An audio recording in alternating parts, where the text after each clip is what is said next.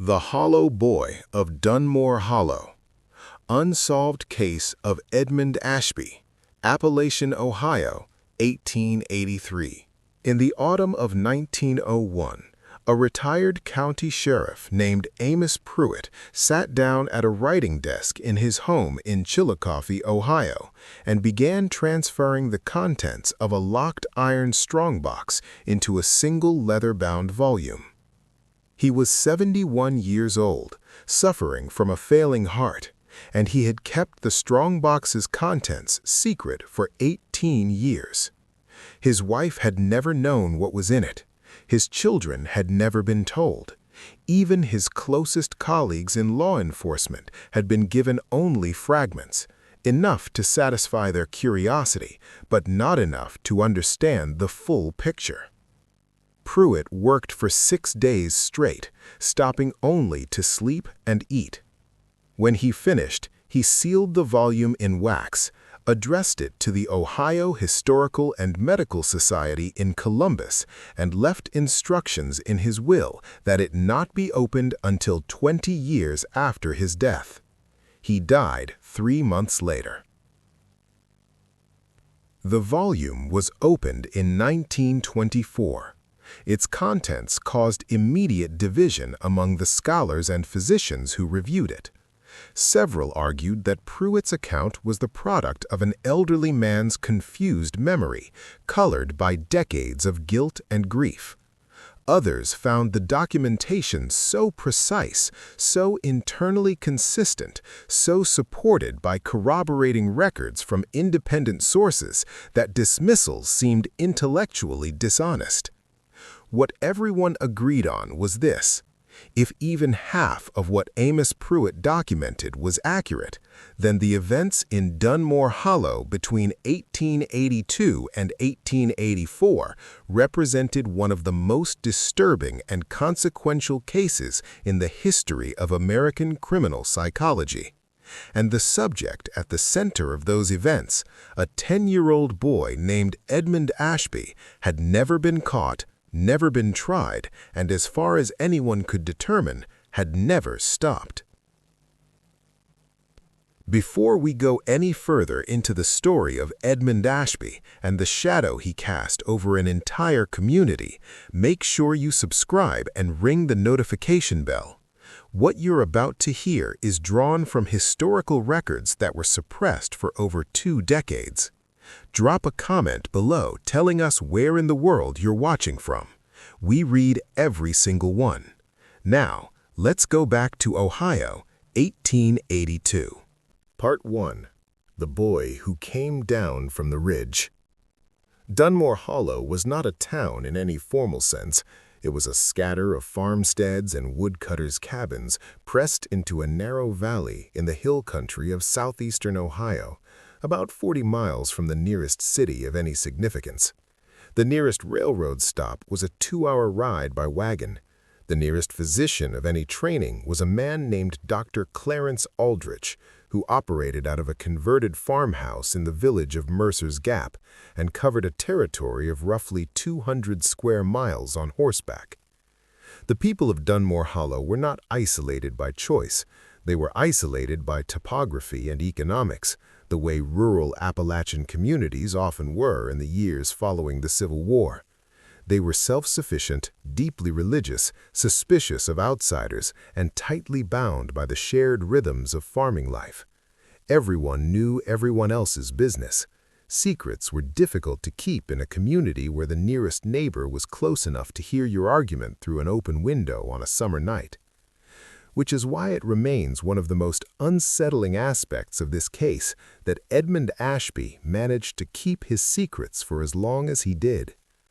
Edmund arrived in Dunmore Hollow in the spring of 1882, brought by his grandfather, a taciturn man named Silas Ashby, who had acquired a small woodlot on the upper ridge and intended to work it for timber. Edmund's parents were dead, his mother from fever, his father from an accident at a sawmill in West Virginia, or so Silas said. The boy was 10 years old, small for his age, with dark eyes that seemed too large for his narrow face and a quality of stillness that adults consistently found disquieting without being able to articulate exactly why. He was not unfriendly. That was the thing people remembered most in the years that followed, when they were trying to reconstruct the warning signs they had missed. Edmund Ashby was not the sullen, withdrawn child that folklore about such cases would later suggest. He was polite, articulate, and oddly charming for a child of his age and background. He asked thoughtful questions. He listened carefully to the answers. He helped his grandfather with the timber work without complaint and completed tasks assigned to him with a quiet, methodical efficiency that adults praised as unusual in a boy so young. What was unusual, what several adults noted privately but never voiced aloud because the observations seemed simultaneously obvious and impossible to defend, was the nature of Edmund's attention. When he looked at you, it felt less like being seen and more like being examined. His gaze had a clinical quality, a measuring patience that sat uneasily in a child's face. Mrs. Harriet Boone, whose farm was closest to the Ashby woodlot, described it years later in a sworn statement to Sheriff Pruitt. It was like talking to someone who was also, at the same time, reading instructions on how to talk to you.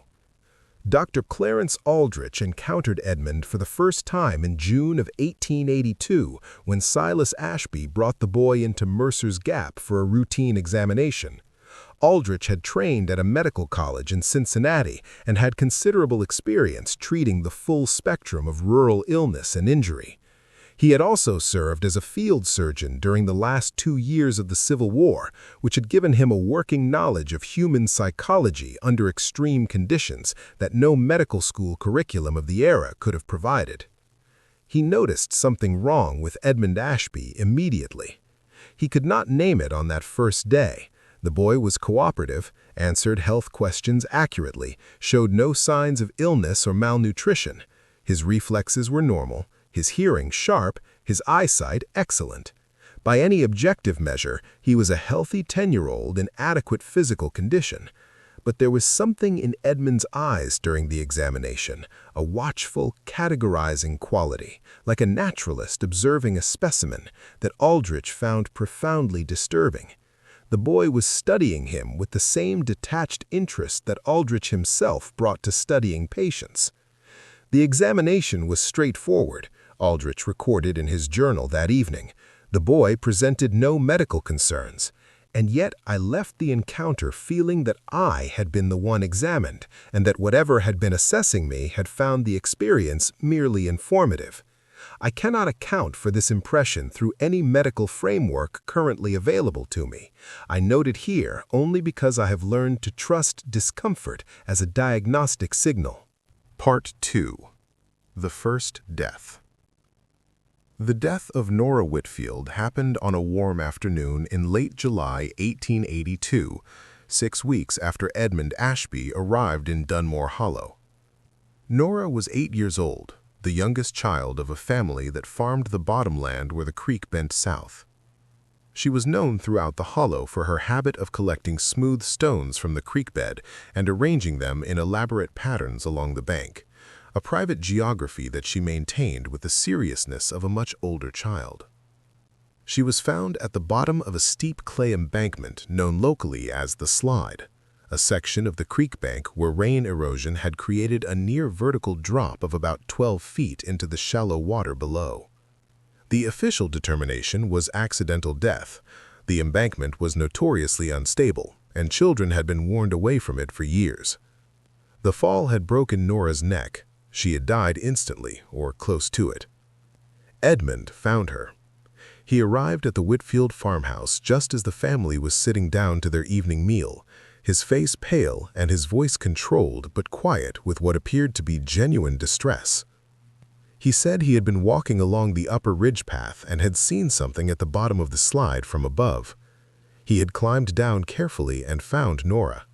He had come immediately to tell her family. The account was plausible. The upper ridge path did overlook the slide from a distance.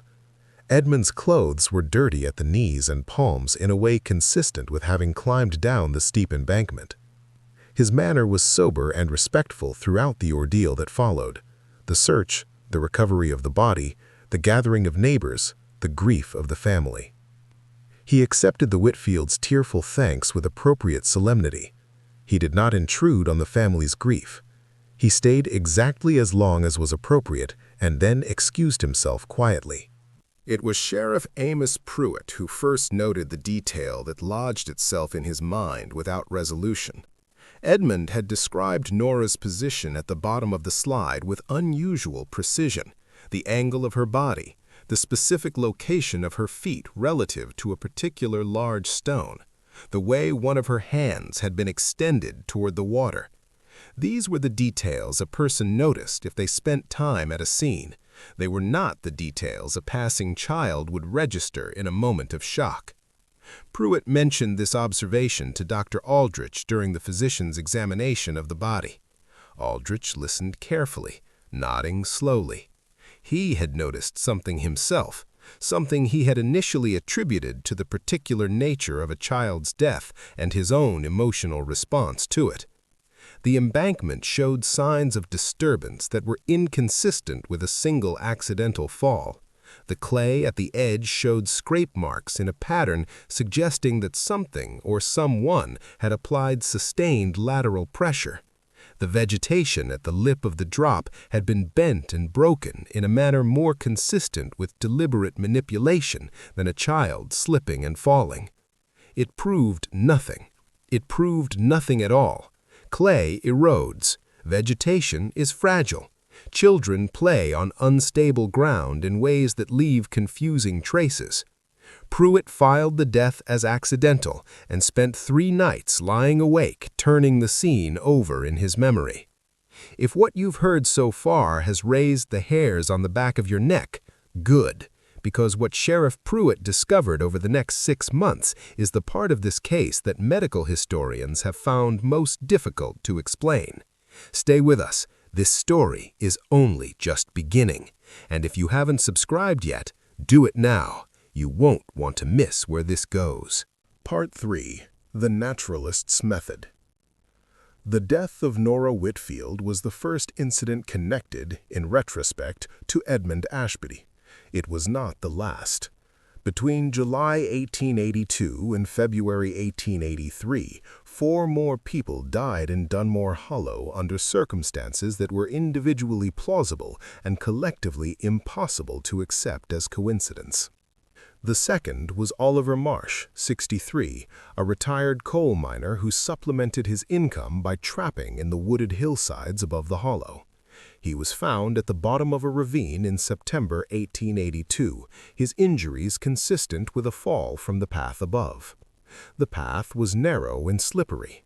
Oliver Marsh had walked it hundreds of times. He had never fallen before. Edmund Ashby had been seen in the vicinity that morning, gathering hickory nuts, he said, for his grandfather. The third was Margaret Fenn, 41, who died in October from what Dr. Aldrich initially diagnosed as a sudden cardiac event. She had no prior heart condition. She had been in good health at her last examination 3 months earlier. The only unusual circumstance in the days before her death was that she had experienced what she described to her husband as several terrible frights, occasions on which she had woken suddenly in the night with the conviction that someone was in the room. Her husband had investigated each time and found nothing. He had attributed it to the anxiety of the season, the darkening days, the isolation of winter approaching. Later, much later, he would tell Pruitt that Edmund Ashby had been particularly attentive to his wife during those weeks, helpful, solicitous, asking after her health with what had seemed like genuine concern. The fourth was a child, Samuel Greer, age 7, who vanished in November during a snowstorm and was found 5 days later in an abandoned root cellar a quarter-mile from his family's cabin. He was alive when found, but died of exposure before he could be warmed enough to survive. The cellar was well concealed beneath decades of leaf fall and undergrowth. Edmund had joined the search party and on the third day had suggested thoughtfully that they might check the old Greer homestead ruins to the north. He had framed it as a hunch. The searchers had spent that day on the northern slope while Samuel Greer was dying in the root cellar to the south. The fifth death was direct. In February 1883, Hezekiah Boone, husband of the Harriet Boone who would later give testimony to Pruitt, was found in his barn with his skull fractured by what appeared to be a fall against a wooden support beam. The official verdict was accidental, but Harriet Boone was convinced her husband had been murdered, and she said so, loudly and repeatedly, to anyone who would listen. She said it specifically in connection with Edmund Ashby. She could not explain why, only that Hezekiah had mentioned the boy to her the previous week, said he had caught Edmund in their barn doing something he couldn't quite account for, and that the boy had looked at him in a way that had kept Hezekiah unsettled for days afterward. Harriet Boone's accusations were dismissed. Edmund was 11 years old. But Dr. Aldrich had by this point been keeping his own detailed records for months, and what those records described was a picture that he found impossible to attribute to coincidence, geography, or the ordinary hazards of rural life.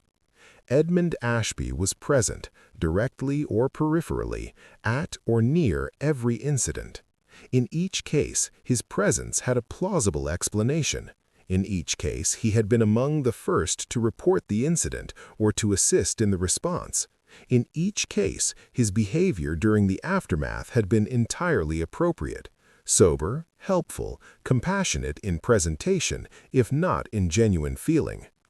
In each case, something was slightly wrong.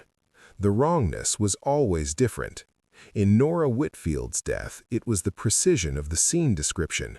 In Oliver Marsh's, it was the freshness of the muddy boot prints on the narrow path, prints that when Pruitt re-examined the site appeared to represent two people, not one, though one set had been partially obscured.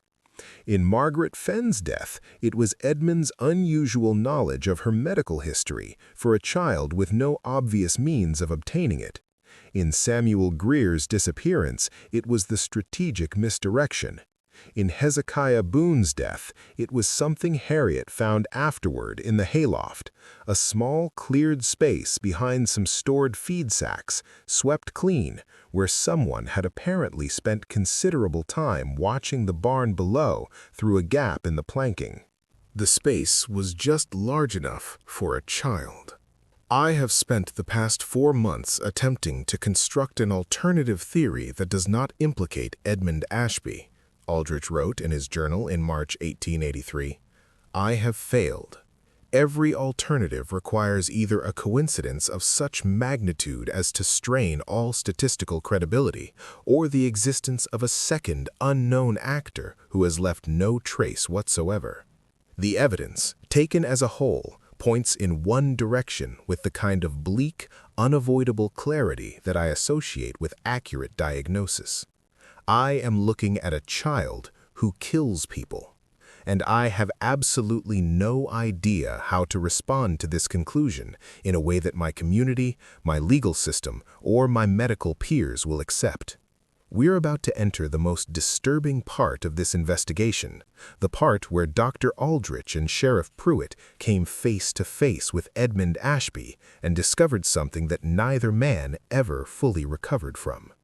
If you're watching this with someone, this might be the moment to hold their hand. Share this video if it's getting to you, and drop a comment below with your thoughts. Let's continue. Part 4. What lived behind his eyes. Dr. Aldrich and Sheriff Pruitt met privately for the first time on a March evening in 1883, in the back room of Aldrich's surgery in Mercer's Gap. They had each been conducting their separate investigations, Aldrich through his medical journals and patient visits, Pruitt through quiet conversations with neighbors and careful re-examination of incident sites, and they had each arrived at the same unspeakable conclusion through entirely different routes. The conversation that followed lasted nearly 4 hours. When it was over, Both men sat in silence for a long time, looking at the combined weight of what they had compiled, spread across the surgery table between them. Then Pruitt asked the only question that mattered: what do we do? The problem was the same problem that had defeated every similar case before and after. The gap between what they knew and what they could prove was not just wide, it was architecturally unbridgeable under the legal and medical frameworks of 1883. They had no forensic science in any modern sense. They had no concept of psychopathy as a diagnosable condition. They had pattern and circumstance and their own professional judgment, and none of that was admissible. What they had, Aldrich pointed out carefully, was access. Silas Ashby had been increasingly unwell through the winter, a rheumatism of the joints that made the timber work difficult and that had led him to request several medical visits from Aldrich. These visits gave Aldrich reason to be at the Ashby woodlot on the upper ridge without raising suspicion, and on these visits he had been developing a careful, methodical relationship with Edmund. Not friendship. Aldrich was always clear about this in his journals.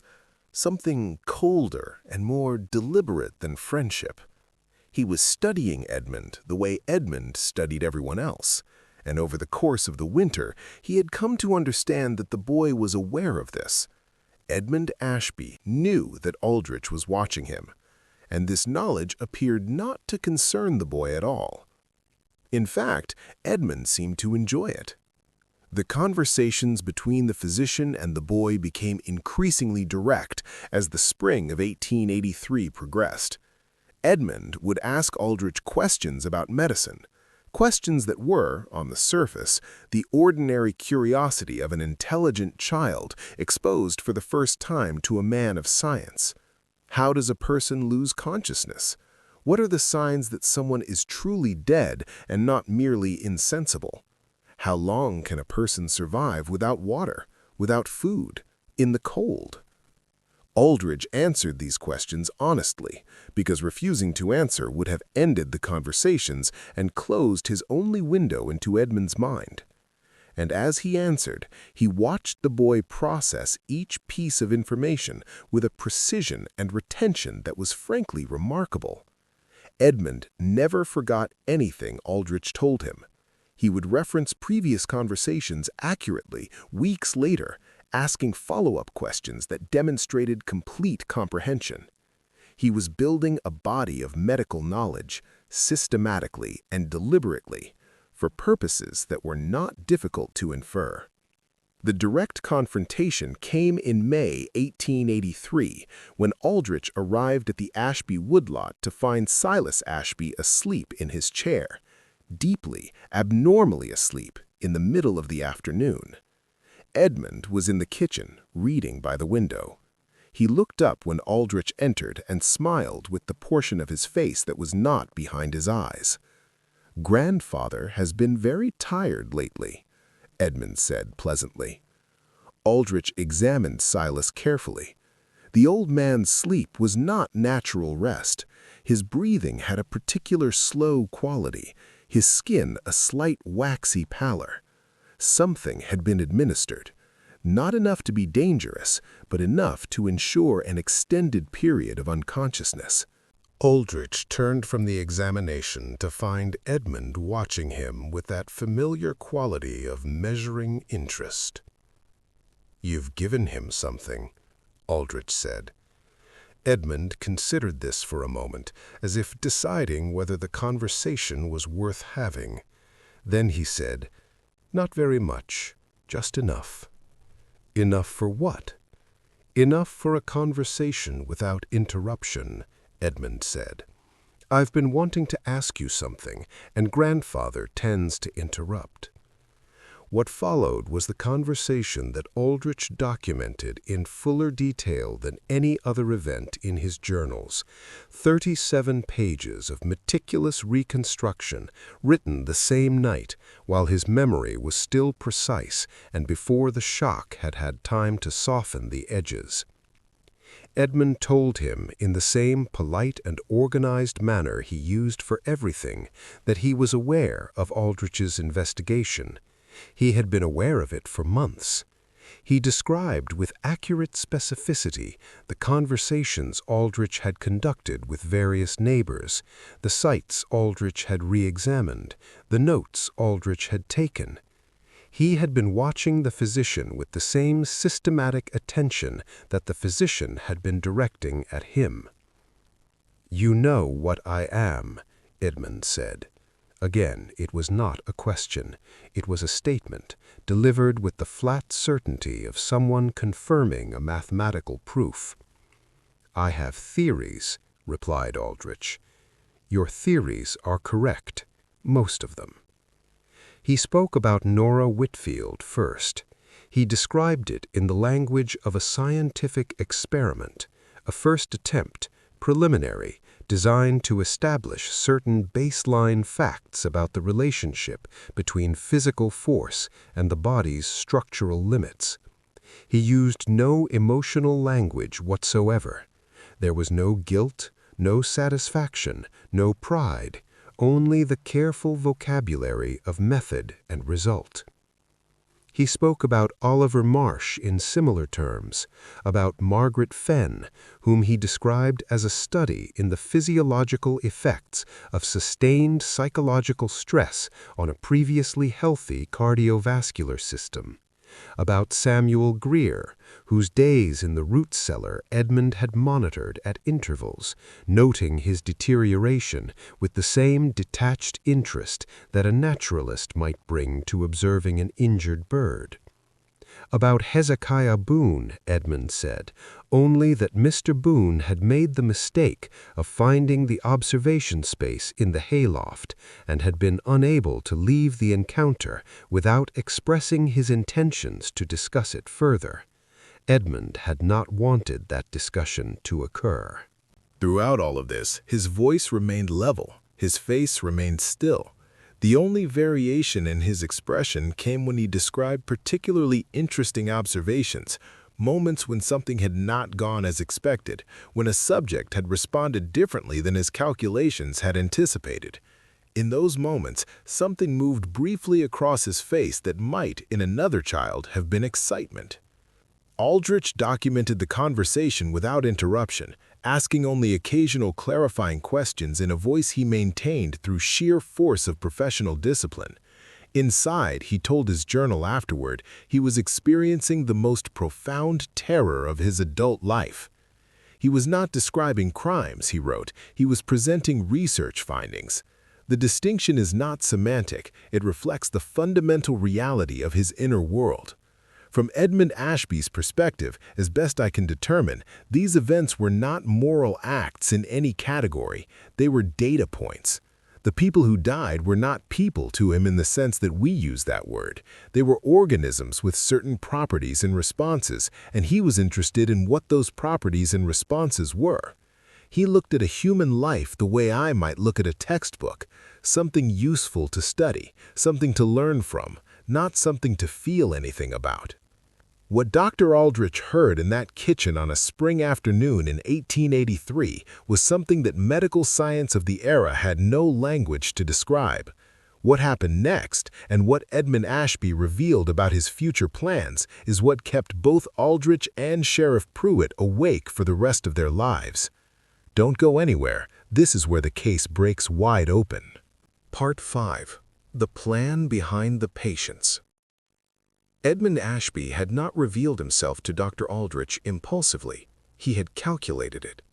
This was one of the most disturbing aspects of the conversation, and it took Aldrich several hours of reflection that night before he fully understood what had happened. Edmund had chosen this moment deliberately.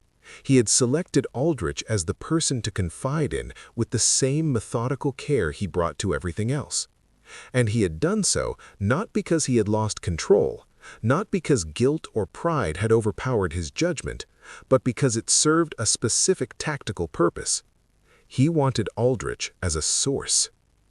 "You know things I don't know," Edmund told the physician near the end of their conversation, medical things, about how people are put together on the inside. about what they can survive and what they can't. I've been learning from books, but books only go so far. I need someone who knows from experience." "You want me to teach you," Aldrich said. "I want you to keep talking to me," Edmund corrected. "We've been having good conversations. I'd like to continue them."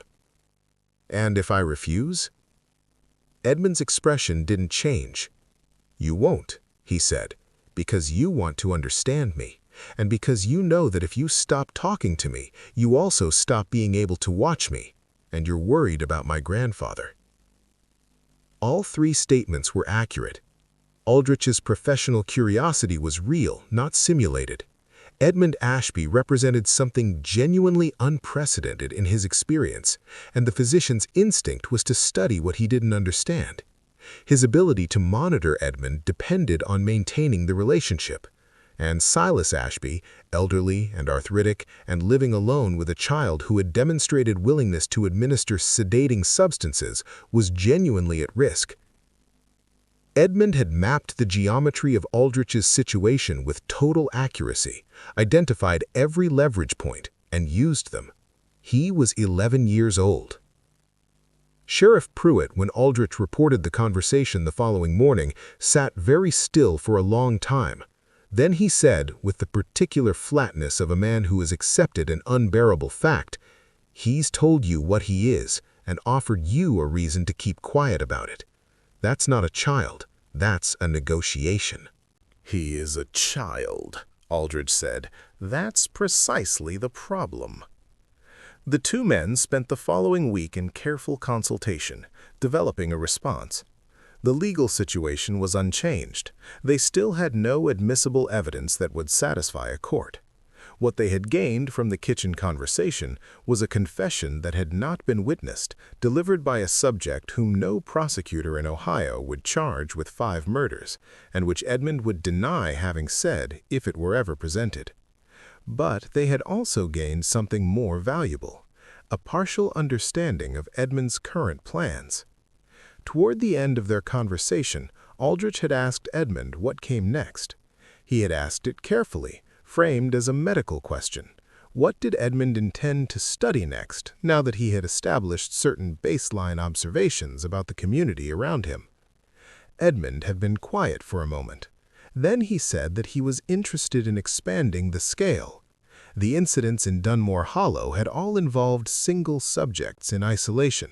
He was curious about group dynamics, how people behaved in situations of shared danger, how communities responded to sustained fear, what happened to the social bonds between people when those bonds were subjected to prolonged and systematic stress. "You want to frighten the whole community," Aldrich said. "I want to study what happens when an entire community is frightened," Edmund said. "There's a difference." "Is there?" Edmund considered this genuinely, as if it were an interesting philosophical question. "The outcome may be the same," he conceded, "but the intent is scientific." What Edmund had described, the systematic terrorizing of an entire rural community using a combination of staged accidents, anonymous threats, and carefully timed incidents designed to maximize collective anxiety, was a plan of a sophistication that Aldrich found genuinely staggering. The boy had been thinking about this for months. He had identified the community's key social bonds and understood precisely how to stress them. He had cataloged the community's communication patterns well enough to know how rumors would spread and where they would amplify. He understood, intuitively but accurately, the psychology of collective fear in a way that most professional men of Aldrich's era simply did not. "He is not planning a series of crimes," Pruitt told Aldrich. "He is planning an experiment in mass psychology. The deaths and incidents are his data collection method. The community is his laboratory, and he has been setting up the apparatus for the better part of a year." Part 6. The Investigation Turns. Amos Pruitt was not a man given to hesitation once he had decided on a course of action.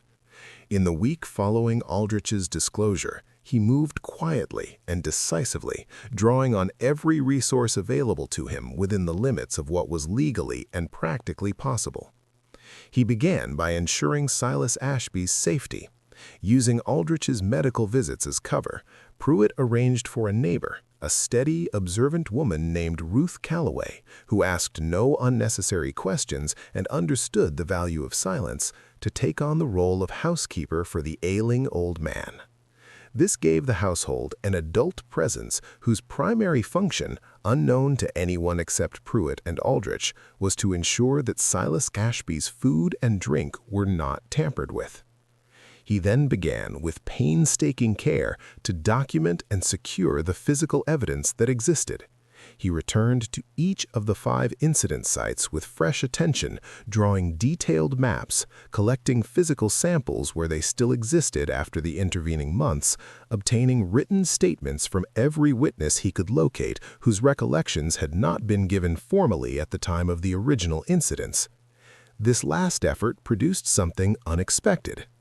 3 of the witnesses, when given the space and privacy for careful recollection, remembered things they had not mentioned at the time, things they had dismissed as unimportant or had been uncertain enough about to omit from the informal reports Pruitt had taken in the immediate aftermath of each incident. James Whitfield, Nora's father, remembered seeing Edmund Ashby on the ridge path above the slide 2 mornings before his daughter died, not in the evening of the incident, but 2 days earlier, standing very still at the lip of the embankment and looking down for a long time. Oliver Marsh's brother recalled that Oliver had mentioned the week before his death that he had found a set of unfamiliar boot prints on his trapping path that he couldn't account for. And Ruth Calloway herself, before she knew anything about the investigation, had mentioned to a neighbor that she had twice found Edmund standing in the kitchen at Silas Ashby's house examining the old man's medicine box, not as a child explores out of curiosity, but with the focused attention of someone comparing contents against a list. None of this was courtroom evidence, but together it was something. A texture of deliberateness that ran consistently beneath every incident, connecting them not through proof, but through pattern. Pruitt also took the step, unprecedented in his career, of writing to 2 medical and legal scholars at Ohio State University in Columbus, describing the situation in hypothetical terms and asking for their assessment of both the diagnostic picture and the legal options. The responses he received were not encouraging on either front. The medical scholar, a Dr. Harrington who specialized in disorders of the mind, wrote back with considerable interest, noting that the case as described bore strong resemblance to certain European psychiatric literature on what French and German alienists were beginning to call moral insanity, a condition characterized by intact reasoning ability combined with a complete absence of moral sentiment. He said that such cases in children were extraordinarily rare in the documented literature, but not theoretically impossible, and that the prognosis for change or rehabilitation was, by current understanding, extremely poor. He also noted with some delicacy that he would be very interested in the opportunity to examine such a subject directly if the circumstances ever permitted it. The legal scholar was more blunt. Under Ohio law and English common law precedent, children under 12 were presumed incapable of forming criminal intent and could not be prosecuted for felonies. A child between 12 and 14 could be prosecuted only if the prosecution could demonstrate that the child understood the difference between right and wrong. Without a confession obtained before witnesses, without physical forensic evidence of the kind that the available science could not reliably produce, and given the general incredulity that would meet any claim that an 11-year-old boy had systematically murdered 5 people, Pruitt's legal options were essentially non-existent. He was left, as Aldrich had been, with the knowledge and the powerlessness simultaneously. We are entering the final act of Edmund Ashby's story in Dunmore Hollow, and it is, perhaps, the most chilling part of all. Not because of what happened, but because of what didn't. If this case is getting under your skin, share this video right now, and stay watching because the resolution of this story raises questions that researchers are still arguing about today. Part 7. The Confrontation on the Ridge. The direct confrontation between Sheriff Amos Pruitt and Edmund Ashby occurred on a gray October morning in 1883 on the logging road that ran along the upper ridge above the Ashby woodlot. Pruitt had planned it carefully. He had with him 2 deputies, men he trusted completely, men who had been given only enough information to understand that they were there to ensure his safety, without being told why that might be necessary. He found Edmund splitting kindling behind the woodlot shed. The boy looked up when Pruitt approached, and something moved across his face. Not surprise, not fear, but a quick recalculation, the way a chess player's expression shifts when an opponent makes a move that falls outside the predicted range. "Good morning, Sheriff," Edmund said, and set down his axe with the unhurried precision that characterized everything he did. Pruitt dismissed his deputies to a distance and sat on a stump. He did not offer preamble. He laid out in plain and specific terms everything he knew: the 5 deaths, the evidence from the incident sites, the witnesses, Aldrich's conversation in the kitchen, the coded journal that Aldrich had subsequently found hidden in the woodshed, the letters from Columbus, the systematic pattern that ran beneath every incident like an underground river. Edmund listened with complete attention. He did not interrupt. He did not fidget. When Pruitt finished, there was a brief silence, filled only by the sound of wind moving through the hickory trees on the ridge above them. "What do you want?" Edmund asked. "I want you to leave," Pruitt said. "I want you and your grandfather to take what you have and go somewhere else, and I want you to understand that I will be watching, and that if anything like this happens wherever you go, I will find out about it." Edmund looked at him steadily. "And if I don't leave?" "Then I will find a way to make the law work," Pruitt said. "It may take time. It may require things I would rather not do, but I will find a way." Another silence. Edmund looked out across the valley below the ridge, at the scatter of farmsteads in the hollow, at the thread of smoke from the Boone farm chimney, at the creek catching the flat October light. "I was planning to leave anyway," Edmund said. "There's not much more to learn here." Pruitt felt a chill that had nothing to do with the October air. "The study is complete?" he asked. "The preliminary phase is complete," Edmund said. He spoke with the matter-of-fact tone of a student discussing a school project. "I've established the basic parameters. I know what I need to know to proceed to larger-scale work. A hollow with 40 families is a limited sample." "Where will you go?"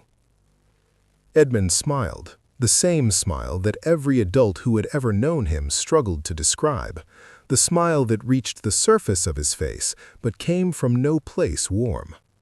"Somewhere with more people," he said. Silas Ashby died that winter, in December 1883, of what Dr. Aldrich certified as heart failure. The death was entirely consistent with the old man's deteriorating health over the preceding months. Aldrich documented his uncertainty about the cause in his private journal, but had no grounds to challenge his own official certification. Edmund Ashby left Dunmore Hollow in January 1884. He was 11 years old. He was traveling alone with a small bag and what neighbors described as an expression of pleasant anticipation, as if beginning a journey he had been looking forward to for some time. Nobody stopped him. There was nothing, legally, to stop him with. Part 8. What came after? In the years following Edmund Ashby's departure from Dunmore Hollow, Sheriff Amos Pruitt maintained a correspondence network that he had developed during the investigation, a loose collection of law enforcement officers, physicians, and county officials across Ohio, West Virginia, Kentucky, and Pennsylvania, whom he had contacted during his research and who had agreed to alert him to incidents that matched the pattern he described. What came back to him over the following decade was fragmentary and unverifiable and deeply troubling. In the spring of 1885, a cluster of suspicious deaths and accidents in a mining community outside Steubenville, Ohio, attracted the attention of the local constable, who wrote to Pruitt after receiving his circular description of the case pattern. The constable described 4 incidents over 8 months, each individually explicable, collectively forming a picture that matched Pruitt's template with disturbing accuracy. At the periphery of each incident was a young man, estimated to be 12 or 13, who had arrived in the community the previous autumn and had quickly established a reputation as unusually helpful and mature for his age. Before the constable could investigate further, the young man had left. In 1887, a physician in a river town in West Virginia wrote to describe a patient, a teenage boy, approximately 14 or 15, who had presented for treatment of a minor injury and whose conversation during the examination had alarmed the physician enough to prompt a letter. The physician could not articulate specifically what had alarmed him. He described the boy as extraordinarily intelligent, oddly knowledgeable about medical matters, and possessed of a quality he could only call an absence where there should be a presence. The boy had given a name that Pruitt's subsequent inquiries could not verify. The physical description matched Edmund Ashby, adjusted for age. In 1889, there was a case in Pittsburgh that a retired detective named Harlan Cross brought to Pruitt's attention.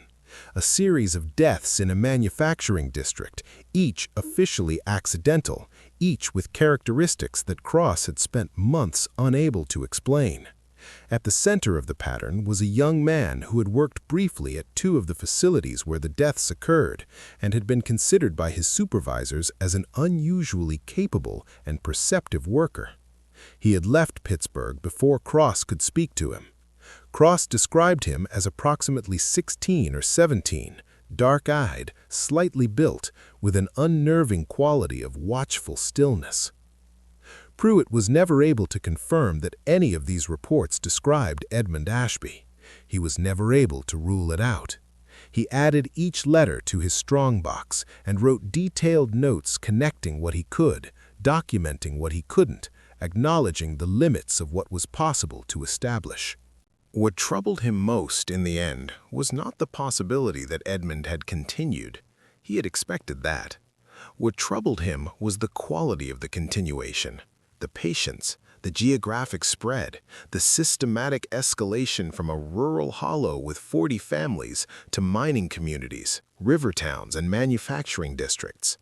The move from preliminary phase to larger-scale work, exactly as Edmund had described. By 1890, Edmund Ashby would have been 18 years old, an adult legally, an adult with 7 years of post-Dunmore Hollow experience in larger, more complex social environments. An adult who had spent those 7 years doing what he had told Aldrich he intended to do, studying what happened when communities were subjected to sustained and systematic fear, learning from each iteration, refining his methods, expanding his sample. In his final journal entry before compiling the volume for the Ohio Historical and Medical Society, Pruitt wrote with the weary clarity of a man who had spent nearly 2 decades looking at something he wished he had never seen. Edmund Ashby was not evil in any theological sense that I find helpful. Evil implies a relationship with moral categories that he simply did not have. He was something that our language was not built to describe, a human mind of remarkable capability operating entirely outside the emotional and moral framework that the rest of us rely on to navigate our existence. He did not hate his victims. He did not enjoy their suffering in any way that would satisfy a novelist's understanding of villainy. He was merely interested in them, in the way that a scientist is interested in a specimen. The fact that the specimens were people with families, with futures, with the ordinary hope of living out their ordinary days, was simply not a variable he was equipped to process. I have thought for 18 years about whether there was a moment when intervention could have changed the trajectory of what he became. I no longer believe there was. Not because intervention was impossible, but because the thing that needed to be different was a thing he was born without, and nothing in the medical or moral arsenal of this century, or, I suspect, the next, can give a person something they were born without. What I believe we can do, what I hope this record will contribute to, is learn to recognize what he was earlier than I recognized it. The signs were there from the beginning for anyone who knew what they were looking at. He did not hide what he was in any fundamental sense. He could not. The absence was always visible if you knew how to look for it. I did not know in the beginning. I learned. If this account helps someone else learn more quickly, helps them see what I saw in those pale, still measuring eyes before another Nora Whitfield is found at the bottom of another embankment, then the 18 years of losing sleep over this will have served some purpose. His name is Edmund Ashby. He was born in West Virginia, probably around 1872.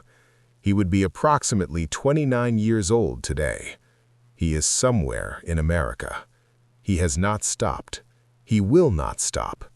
He is building towards something, some scale of study, some level of understanding about the mechanics of human fear and human suffering that I cannot fully anticipate, because his intelligence exceeds my ability to map it. I am leaving this record because someone, someday, will encounter him again, and I want them to know what they are looking at. Epilogue: The Question That Remains. The volume compiled by Sheriff Amos Pruitt was reviewed by a committee of 5 scholars at the Ohio Historical and Medical Society when it was opened in 1924. Their conclusions, recorded in a 4-page report that was itself classified as restricted access and not made fully public until 1971, were divided. 2 members of the committee believed that Pruitt's account was essentially accurate but unprovable, a historically significant document in the early literature of what would eventually be called antisocial personality disorder, compromised by the absence of formal forensic evidence and the limitations of 19th-century investigative tools. 2 others believed that Pruitt had allowed a pattern-seeking instinct common to law enforcement, the tendency to find connection in coincidence, to lead him to a conclusion that the evidence did not actually support, and that the real story was of a traumatized orphan boy at the periphery of a series of unconnected rural accidents. The 5th member wrote a separate statement. He was a psychiatrist named Dr. Walter Ennis, who had spent 12 years working with the most severe personality disorders in the institutionalized population of Ohio, and who had encountered cases that bore enough resemblance to Pruitt's description that he could not dismiss it. His statement was 3 sentences long. I have read this document 3 times. I believe every word of it. The most frightening thing about it is not Edmund Ashby. It is that Amos Pruitt, a county sheriff with no medical training and no access to the European psychiatric literature on moral insanity, came closer to an accurate clinical description of this condition than anything published in an American medical journal before 1920. He knew what he was looking at. He just had no tools. The question of what happened to Edmund Ashby was never resolved. No person of that name appears in any prison, hospital, or death record that researchers have been able to locate in the relevant period. Several investigators who worked on the case in later decades suggested that he had likely changed his name at some point after leaving Dunmore Hollow, a simple and logical step for someone of his intelligence who understood that a persistent identity created a traceable trail. The Dunmore Hollow community itself gradually dispersed over the following decades as the timber industry collapsed and younger generations moved toward the cities. The ridge where the Ashby woodlot had stood was logged out by 1900, leaving a bare slope that the county maps of that period note as unoccupied land. The last person still living in the hollow who remembered Edmund Ashby was a woman named Agnes Marsh, daughter of Oliver Marsh, who had died on the trapping path in the autumn of 1882. She was interviewed by a historical researcher in 1931 when she was in her 60s, and she described Edmund in language that had lost none of its precision across the intervening 50 years. "He was the most polite child I ever met," she said. "He always asked about my father's health with what seemed like genuine concern. He brought us vegetables from the garden once when father was ill, and my mother thought he was the kindest boy in the hollow." She paused for a moment. "I've thought about those vegetables many times since I learned what he was, whether he was studying what kindness looked like or whether he was watching to see how we'd respond to it, or both. I think probably both. He was always doing several things at once." She was quiet for a moment. "The thing that I remember most is his eyes. He'd look at you and you'd feel not that he hated you, nothing like that, just that you were interesting to him, the way a clock is interesting, something with moving parts that he wanted to understand." She shook her head slowly. "I've met many people in my life who looked at other people with love or with envy or with indifference. Edmund Ashby was the only person I ever met who looked at people the way you look at a book, something to learn from, something to close when you were done with it." The case of Edmund Ashby of Dunmore Hollow remains, in the historical record, officially unresolved. The 5 deaths attributed to him were never prosecuted, his subsequent whereabouts were never determined, and the question that Amos Pruitt spent 18 years wrestling with, what do you do when you know what someone is but have no tools to stop them, remains as urgent today as it was in that gray Ohio Valley in 1883. What do you think? Could this happen today? Would the outcome be different? Drop your thoughts in the comments. And if this story got under your skin, share it with someone who loves dark historical mysteries. Subscribe for new stories every single week. The truth is often more disturbing than anything we could invent, and history never really ends. It just waits.